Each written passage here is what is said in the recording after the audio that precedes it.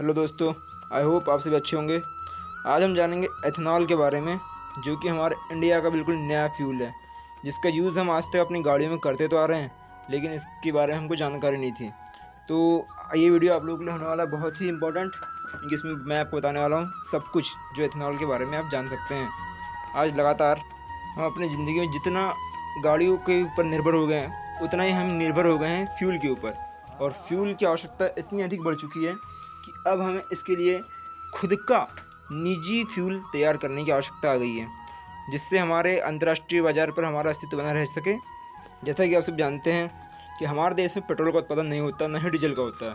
तो हम पेट्रोल और डीजल के क्रूड ऑयल के रूप में यूएसए, सऊदी अरेबिया, रशिया जैसे उत्पादक देशों पर निर्भर है। हालांकि हम पेट्रोल खरीदने का काम सबसे ज़्यादा इराक, सऊदी अरेबिया, रसिया, सऊदी अरब अमीरात इन जगहों से करते हैं, जिसके लिए हमें मोटी रकम चुकानी पड़ती है, जिसका अंतर्राष्ट्रीय बाज़ार पर हमारा मूल्य ह्रास होता है। हालांकि इन सब से एक अलग पक्ष ये है कि हमारी सरकार आज नए फ्यूल की तलाश कर रही है, जिसमें ग्रीन एनर्जी सबसे आगे रखा गया है।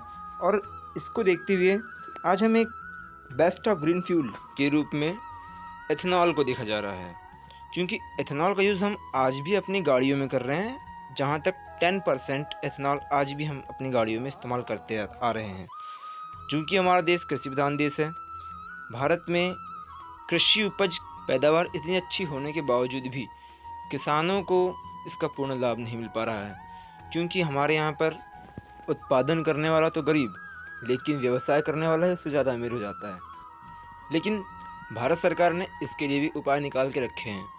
जहाँ एक और भारतीय खाद्य निगम प्रतिवर्ष किसानों से उनकी उत्पादन, उनका अनाज खरीदता है, वहीं दूसरी ओर उस खाद्यान्न वितरण योजना और प्रधानमंत्री गरीब कल्याण अन्न योजना के तहत किसानों तक यही अनाज वापस उन्हें दिलवाया जाता है। लेकिन इसके अलावा भी कई टन अनाज जो गोदामों में रखा खराब हो जाता है, जहाँ पर आप रिपोर्ट देख पा रहे हैं, इस 9,141 टन चावल और 2,486 टन गेहूँ खराब हो चुका है। और ये अनाज हमारे यहाँ हर साल ख़राब होता है, जिस सड़े हुए अनाज को यूटिलाइज़ करने के लिए एथेनॉल एक अच्छा विकल्प है, क्योंकि एथेनॉल सड़े हुए अनाज, गन्ने, इससे ही बनाया जाता है। ये देखिए एफसीआई की एक रिपोर्ट है यहाँ पे। इस रिपोर्ट में पिछले 10 वर्षों में भंडारण किया गया जो अनाज है, जिसमें गेहूँ चावल की क्षमता है, ये दिखाया गया है। और कंटेनर से इसका मतलब आवाजाही करने में जो खर्चा आता है, क्योंकि इसको सुरक्षित रखना बहुत ज़रूरी है। लेकिन फिर सबसे पहले बताना चाहूँगा कि एथेनॉल कोई शराब नहीं है, ठीक है। ये शराब पीने वाली होती है, वो अलग होती है। ये एथेनॉल है। जहाँ एथेनॉल की मात्रा 30 से 35% हो और पानी की मात्रा ज़्यादा हो, वहाँ शराब बनती है। एथेनॉल का फॉर्मूला C2H5OH है, जिसे हम इसका यूज़ गाड़ियों में करते हैं, जो वहाँ पे टू व्हीलर्स और पेट्रोल चलित जो कारें होती है, इसमें इसका यूज़ कर सकते हैं। हमारे प्रधानमंत्री ने जो रोड मैप तैयार किया है 2025 तक के, इसमें हमारे सड़क परिवहन और ऊर्जा मंत्री नितिन गडकरी का बहुत बड़ा योगदान है। इसके तहत ग्रीन एनर्जी को डेवलप करने के लिए 20% तक एथेनॉल 2023 तक पेट्रोल में मिलाने की योजना बनाई गई है। और इस योजना के तहत आज पूरा अंतर्राष्ट्रीय बाजार एथेनॉल को अपना फ्यूल बनाने के लिए तैयार है, क्योंकि एथेनॉल के लिए गाड़ियाँ, 4 व्हीलर्स और 2 व्हीलर्स दोनों ही पेट्रोल से चलने वाली गाड़ियाँ इसमें यूज़ की जा सकती है। ऑटोमोबाइल एजेंसीज भी इसके लिए काफ़ी जो फ्लेक्स फ्यूल का इंजन बनाया जाएगा, इसे फ्लेक्स इंजन कहा जाएगा, जो कि पेट्रोल और एथेनॉल दोनों को मिलाकर चलाया जाएगा, ठीक है। फ्लेक्स फ्यूल का इंजन होता है, इसमें लागत भी कम लगती है और काफ़ी कुछ इसके और भी प्रॉफिट हैं। लेकिन इन सारे प्रॉफिट और बेनिफिट्स के अलावा भी ये एक इको फ्रेंडली फ्यूल होने के कारण इसका यूज़ करना काफ़ी आसान हो जाता है। लेकिन पेट्रोल एथेनॉल में मिलाने का एक फ़ायदा एक ये भी है कि इससे प्रदूषण सबसे कम होगा, और जहाँ प्रदूषण नहीं होगा तो इससे हम ग्रीन एनर्जी की ओर भी ज़्यादा अच्छे कदम उठा सकेंगे। अब खैर, ये तो बात हुई एथेनॉल की।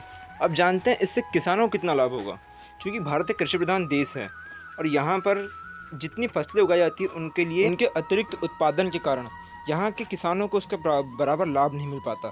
लेकिन एथेनॉल मिश्रित पेट्रोल का यूज़ करने से यहाँ के किसानों को उसका सीधे सीधे लाभ मिल पाएगा, क्योंकि उत्पादन ज़्यादा होता है तो सरकार भी इसमें सब्सिडी नहीं दे पाती। खैर, सरकारी उपक्रमों के साथ साथ अब निजी उपक्रमों को भी इस एथेनॉल उत्पादन में सहभागीदारी मिलना शुरू हो चुकी है, जिसमें विभिन्न प्रकार से बजाज हिंदी चीनी मिल, बलरामपुर चीनी मिल और हल्दिया चीनी मिल पूरे भारत में सबसे ज़्यादा एथेनॉल प्लांट बनाने के लिए प्राज को इसका क्रेडिट जाता है, क्योंकि सेकंड जनरेशन के प्लांट हैं।